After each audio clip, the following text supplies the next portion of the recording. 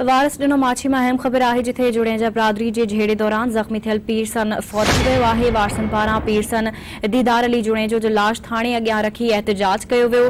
जवाबदारनि खे गिरफ़्तार करण जो मुतालबो बि कयो वियो आहे। वारसन जे आला इख्तियारनि खां घुर कई वई आहे त जवाबदारनि खे गिरफ़्तार कयो वञे।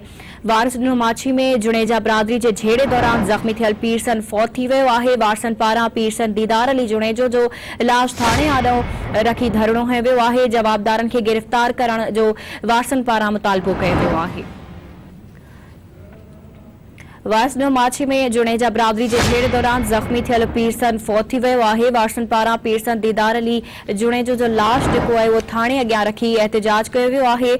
वारसन पारां आला इख्तियारनि खां घुर कई वई आहे त जवाबदारनि खे फौरी तौर गिरफ़्तार कयो वञे। इन हवाले से वधीक तफ़सील मालूम करण लाइ राब्तो कयो आहे धरती टीवी के रिपोर्टर हुबदार अली बोज़दार सां। जी हुबदार, वाक़े बाबत वधीक छा तफ़सील आहिनि? जी फराह, वारस ॾिनो माछी में झेड़े दौरान ज़ख़्मी थियल पीरसन ज़ख़्म जा ख़बर न सां एक हफ़्ते बाद फौत थी वियो आहे।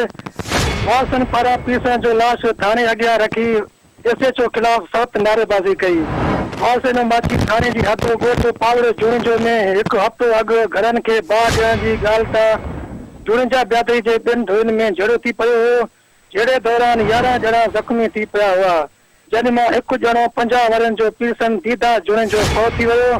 वारसन पीरसन जो लाश वारस ॾिनो माछी थाने अॻियां रखी औरतनि मर्दनि पाक किताब खणी SHO खिलाफ़ सख़्त नारेबाज़ी कई। उन मौके ते एहतजाज कंदड़ चयो त जवाबदार ॻोठ ते हमलो करे 11 ॼणनि खे ज़ख़्मी कयो, जंहिं मां हिकु फौत थी वियो। SHO वारस ॾिनो माछी लियाकत सोलंकी जवाबदार धुर सां बुट बणियल आहे। हिन वक़्त ताईं SHO लियाकत सोलंकी असांजो एफ़आईआर बि दाख़िल न कयो आहे। इन्हनि SSP लांकाणा DIG लांकाणा खां मुतालबो कयो त रिश्वतखोर ऐं राशि SHO लियाकत सोलंकी खे हटाए तो ईमानदार SHO मुक़रर करे जवाबदारी मथां केस दाख़िल करे समूरा जवाबदार गिरफ़्तार करे इंसाफ़ कयो वञे। जी।